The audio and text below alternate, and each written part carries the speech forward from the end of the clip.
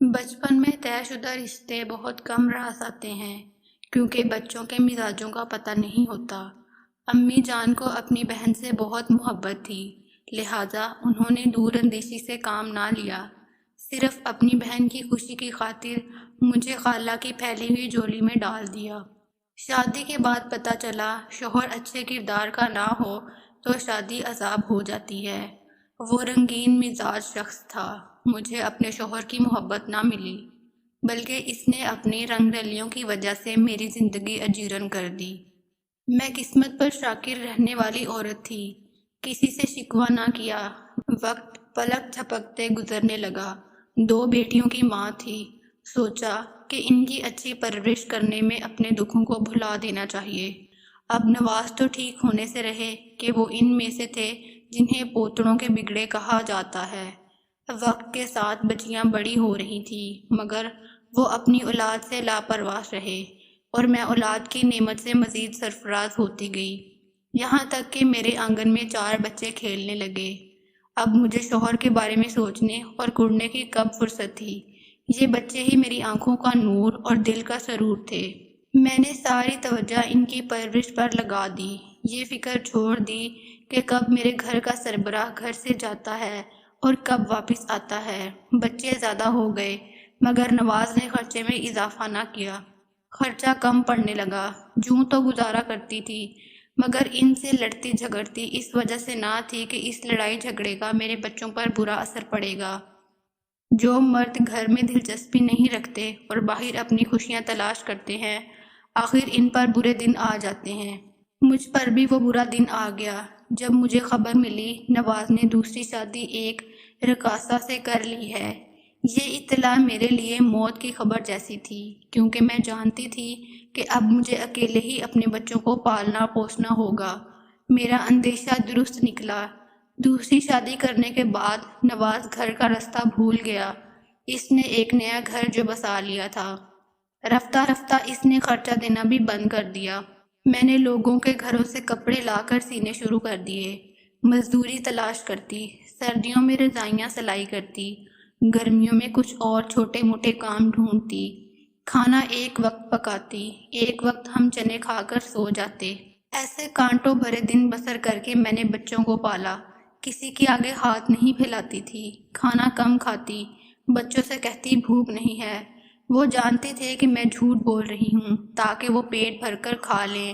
غربت میں پلنے والے بچے بہت حساس ہو جاتے ہیں، لہٰذا جب حامد اور علی بڑے ہوئے تو انہوں نے اسکول جانا بند کر دیا۔ انہی دنوں نواز گھر آئے مگر وہ بہت بیمار تھے، ان کی صحت اتنی گر چکی تھی کہ سہارے سے چل سکتے تھے۔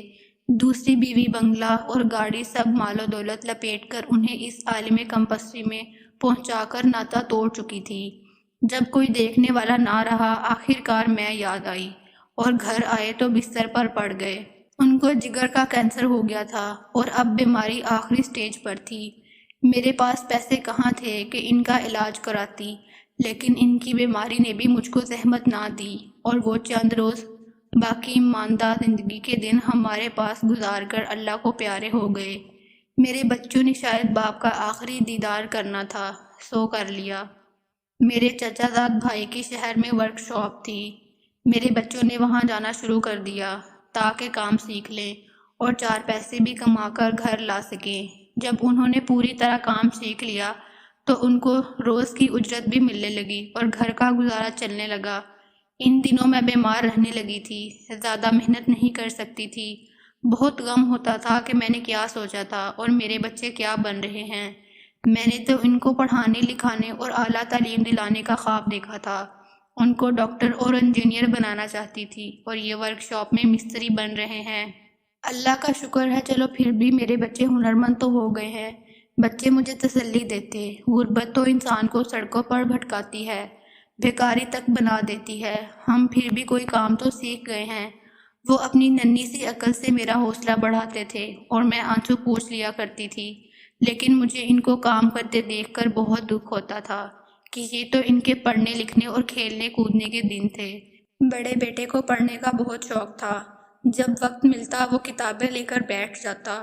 یوں اپنی ہمت سے اس نے پرائیویٹ میٹرک کر لیا انہی دنوں میرے سسر کے ماموزاد بچوں کا احوال پوچھنے آئے تھے۔ وہ اثر و رسوخ والے آدمی تھے۔ ہمارا حال دیکھا تو رنجیدہ ہو گئے۔ بولے، بیٹی تم چاہو تو میں تمہارے بڑے لڑکے کو سعودیہ عربیہ بھجوا دوں، وہاں میرے بیٹے کی ورک شاپ ہے، یہ ادھر کام پر لگ جائے گا۔ میں نے حامی بھر لی۔ انہوں نے کمال شفقت سے علی کو اپنے بیٹے کے پاس بھجوا دیا۔ یہ سب اتنی جلدی ہوا کہ مجھے کچھ سوچنے اور سمجھنے کا موقع نہ ملا۔ بیٹے کے جانے سے میں اداس تھی، لیکن پیٹ کا دوزخ بھرنے کے لیے قربانی دینی پڑتی ہے، سو میں نے بھی قربانی دی۔ چند روپوں کی خاطر جدائی کا گھاؤ برداشت کیا۔ وہاں محنت مزدوری سے جو معاوضہ ملتا علی گھر بھجوا دیتا۔ اس کی شبانہ روز محنت سے گھر کے حالات بدلنے لگے۔ تب میں نے حامد کو دوبارہ اسکول میں داخل کروا دیا تاکہ یہ بھی کم از کم میٹرک پاس کر لے۔ سعودی عربیہ سے رقم آتی رہی۔ میرے گھر میں اب 2 وقت کی روٹی پوری تھی، اس لیے گھر میں سکون کی لہر دوڑ گئی۔ اب صبح شام کی روٹی کی خاطر مجھ کو پاپڑ نہیں بیلنے پڑتے تھے۔ علی 4 سال تک مسلسل پردیس میں مشقت کرتا رہا۔ اتنی لمبی اس کی جدائی میں نے سہی کہ دل کمزور ہو گیا۔ بات بات پر آنسو نکل پڑتے تھے۔ دن رات اس کے لیے دعائیں کیا کرتی تھی۔ جب وہ لوٹا تو ہمارے گھر میں خوشحالی آ چکی تھی۔ وہ اپنے ساتھ گھریلو آسائشوں کی چھوٹی موٹی اشیاء بھی لایا تھا۔ سچ ہے کہ جب بیٹے جوان ہو جائیں تو ماؤں کی فکریں کم ہو جاتی ہیں، اور وہ کماؤ ہو جائیں تو غم بھی گھٹنے لگتے ہیں۔ ایسا ہی میرے ساتھ بھی ہوا۔ اب ایک ہی فکر تھی کہ کب ان کا گھر آباد ہو اور میں ان کی خوشیاں دیکھوں۔ ان کے سحرے کی خوشی دیکھنے کو تو جی رہی تھی۔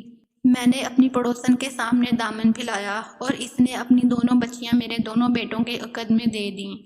ان بہوؤں کے گھر آ جانے سے میری ویران زندگی میں رونق آ گئی۔ دونوں بہت اچھی اور خوش مزاج تھیں۔ انہوں نے آتے ہی گھر کو سنبھال لیا اور میری لڑکیوں کی بیاہ کی فکر میں لگ گئیں۔ ہماری سمدن اچھی عورت تھی، اس نے میری بچیوں کے رشتے تلاش کرنے میں مدد دی۔ یوں میں اپنی لڑکیوں کو بیاہنے میں کامیاب ہو گئی۔ اسی دوران علی نے اپنے چھوٹے بھائی حامد کو بھی سعودیہ عربیہ بلوا لیا۔ 2 سال دونوں نے وہاں محنت سے کمایا اور میرا گھر بھر دیا۔ اب میرے پاس کسی شے کی کمی نہ دی۔ اللہ نے پوتے بھی عطا کر دیے۔ اب میں نے بیٹیوں سے حج و عمرہ کرنے کی خواہش کی، انہوں نے میری اس آرزو کو بھی پورا کر دیا۔ مجھے میرے لائق بیٹوں کی بدولت عمرہ و حج کی سعادت نصیب ہو گئی۔ دونوں لڑکوں نے مجھے خوب شاپنگ کروائی اور اپنی بیویوں کے لیے بھی عمدہ جوڑے لے کر دیے۔ اپنے بچوں کے لیے کھلونے اور دیگر چیزیں لیے۔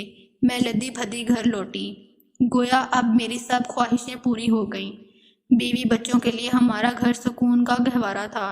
میری اور میری بہوؤں کے سوائے ایک بات کی ہر بات میں بنتی تھی۔ دراصل یہ دونوں بہنیں ضرورت سے زیادہ کھانا بنا لیتی تھیں اور رات کو جب کافی سارا کھانا بچ جانا تو اسے ضائع کر دیتی۔ اس بات پر میرا جی جلتا اور میں بہت کرتی تھی۔ روزانہ ان کو سمجھاتی، کبھی پیار سے کبھی غصے سے، کہ میری بچیوں اس طرح کی لاپرواہی نہ کیا کرو۔ روزانہ ان کو سمجھاتی، کبھی پیار سے کبھی غصے سے، کہ میری بچیوں اس طرح کی لاپرواہی نہ کیا کرو۔ بچا ہوا کھانا پھینکنے سے رزق کی بے حرمتی ہوتی ہے اور ہمارا رازق اس بات سے ناراض ہوتا ہے۔ یا تو کسی کو دے دیا کرو یا پھر اتنا بنایا کرو کہ کھانا ضائع نہ ہو۔ اس پر وہ کہتے کہ ہم بچا ہوا کھانا دینے کہاں جائیں، کوئی دروازے پر صدا دے کر لے جائے تو لے جائے، ہمارا بچوں والا گھر ہے، ہم سے اتنا ناپ تول کر کے کھانا نہیں بن سکتا۔ آپ نے کچن ہم پر چھوڑا ہے تو اب آرام سے بیٹھی رہا کریں اور پکا ہوا کھانا ہاتھ میں ہم سے لیں۔ ہماری کھانے پکانے میں ہر روز کی یہ مداخلت چھوڑ دیں۔ میں 2-4 دن چپ رہتی، مگر پھر برداشت نہ کر پاتی تو کہہ بیٹھتی، کیوں اتنا سارا سالن بنا لیا ہے، اتنی زیادہ بریانی پکا لی ہے، اب پھر اسے باسی کہہ کر پھینک رہی ہو، اللہ تعالیٰ ناراض ہوتے ہیں، ایسا نہ کیا کرو۔ اس بات سے وہ مجھ سے چڑھنے لگتی تھی، کبھی زبان نہ چلاتی تھی میرے سامنے، اب چلانے لگی، یہاں تک کہ کہہ دیتی کیونکہ آپ نے تمام عمر غربت میں گزاری ہے، دانے دانے کو ترسنا پڑا آپ کو، تو اب آپ کا دل ایسا چھوٹا ہو گیا ہے، آپ سے ہمارا کھلا کھانا پینا برداشت نہیں ہوتا، یہ آپ کی نیچر بن گئی ہے کہ ذرا ذرا سی چیز کو سمیٹ کر رکھنا، ہم سے یہ نہیں ہوتا، ہم ہمیشہ سے خوشحال گھر میں پلی بڑھی ہیں، ہم کو ٹینشن ہوتی ہے۔ امی جان، آپ کی اس غریبی والی فطرت بہوؤں کا اس طرح کہنا مجھے بہت ناگوار گزرنے لگا، تو میں نے معاملہ ان کی مرضی پر چھوڑ دیا اور زبان بند کر لی کہ یہ جانے اور ان کے کام۔ گھر تو اب انہی کا ہے، میں کب تک جیوں گی؟ ان کو نہیں سدھرنا، نہ سدھریں۔ بس دل پر جتنا بوجھ ہوتا سہ لیتی، مگر لفظ سی لیے۔ میرے بیٹوں کو سعودی عربیہ گئے کئی سال ہو گئے تھے اور اب وہ گھر کو لوٹ رہے تھے۔ میری اور گھر بھر کی خوشی کا کوئی ٹھکانہ نہیں تھا۔ میری بہو گھر کی صفائی میں لگی تھی، اسے سجا سنوار رہی تھی۔ ان کے بچوں کے باپ آنے والے تھے، انہوں نے کئی نئے جوڑے اپنے اور بچوں کے سلوائے تھے۔ جب علی اور حامد کی آمد کو ہفتہ رہ گیا تھا تو ان کے بچوں نے اپنے باپ اور چچا کو خوش آمدید کہنے کے لیے غبارے خریدے اور گھر کے دروازے کو رنگ برنگی کاغذی پٹیوں اور پھولوں سے سجایا۔ وہ ایسے خوشی منا رہے تھے جیسے کہ گھر میں عید کا سماں ہو، لیکن ان کی خوشیوں کو نہ جانے کس کی نظر لگ گئی جو میرے بچوں کی آمد سے 4 دن قبل یہ خبر آ گئی کہ جدہ جاتے ہوئے وہ دونوں کار کے حادثے میں جاں بحق ہو گئے ہیں۔ موت برحق ہے، مگر جوان بیٹوں کی موت کون ماں برداشت کر سکتی ہے؟ یہ خبر سن کر جو مجھ پر گزری وہ میں ہی جانتی ہوں۔ میں نے اپنے اللہ سے فریاد کی کہ اے میرے رب، میں کتنی بد نصیب ماں ہوں جو اپنے بیٹوں کا آخری دیدار بھی نہ کر سکی۔ گھر میں کوہرام مچا تھا۔ چھوٹی بہو کو دیکھ کر دل درد سے پھٹنے لگا۔ وہ تو سکتے کی کیفیت میں پتھر بنی بیٹھی تھی اور بڑی بہو نے بھی بیوگی کی چادر میں اپنا وجود چھپا لیا تھا۔ وہ 6 ماہ میرے ساتھ رہیں، پھر میکے چلی گئیں۔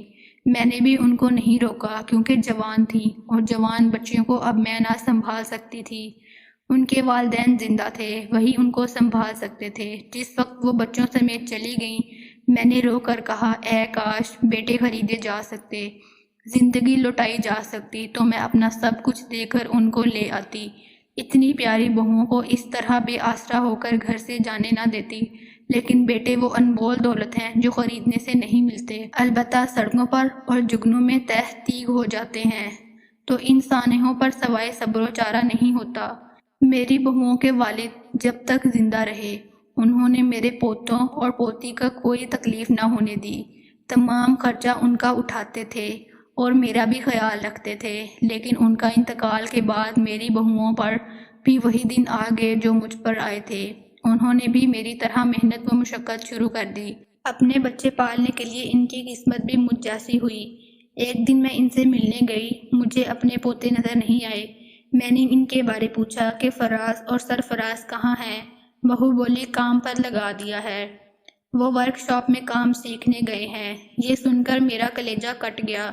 اپنے بچوں کو جب میں نے کام سیکھنے کو بھیجا تھا، اتنا قلق تو مجھے تب بھی نہیں ہوا تھا جتنا آج ہوا تھا۔ کیا ان کو اسکول سے اٹھا لیا ہے؟ میں نے دکھی ہو کر بہو سے سوال کیا۔ ہاں ماں جی، اور ہم کیا کرتے؟ اسکول میں پڑھانے کے لیے سرمایہ چاہیے اور کچھ کام سیکھ لیں گے تو کچھ کما کر لے آئیں گے۔ بہو ٹھیک کہہ رہی تھی، مجھے اس کا تجربہ تھا۔ میں انہی حالات میں حامد اور علی کو ان کے بچپن میں کام پر بھیجنے کو مجبور ہو گئی تھی۔ میری زندگی کی تاریخ ایک بار پھر خود کو پوتوں کی صورتحال میں دہرا رہی تھی۔ وہ سب کچھ ہو رہا تھا پیٹ کا دوزخ بھرنے کے لیے۔ میرے بچے پھر ملک سے باہر جا رہے تھے، میرا جی کانپ گیا۔ میں نے بہو سے التجا کی ان کو کمانے کی خاطر باہر جانے نہ دو۔ پہلے بھی میرے 2 شہزادے کمانے گئے تھے، پھر لوٹ کر زندہ نہیں آ سکے۔ بہو کہنے لگی اگر آپ کے پوتے کمانے نہیں جائیں تو کیا کریں گے؟ یہاں روزی ملنی مشکل ہو گئی ہے۔ اب تو ملک میں پہلے سے بھی زیادہ حالات خراب ہو چکے ہیں۔ ان کی شادیاں کرنی ہیں، چھوٹے 2 کو پڑھانا ہے، آخر یہ پیسہ کہاں سے آئے گا؟ ان کے نانا فوت ہو گئے ہیں، وہ ہوتے تو آسرا ہوتا۔ ان کا کوئی ماموں بھی نہیں ہے، برے دنوں میں صرف یہی رشتے کام آتے ہیں۔ میں نے کہا اللہ تعالیٰ کرم کرے اور جو دن مجھے دیکھنے پڑے اور میرے ان پیاروں کو دیکھنے پڑے وہ کسی گھرانے کو نہ دیکھنے پڑیں۔ میری بس یہی دعا سب کے لیے ہے۔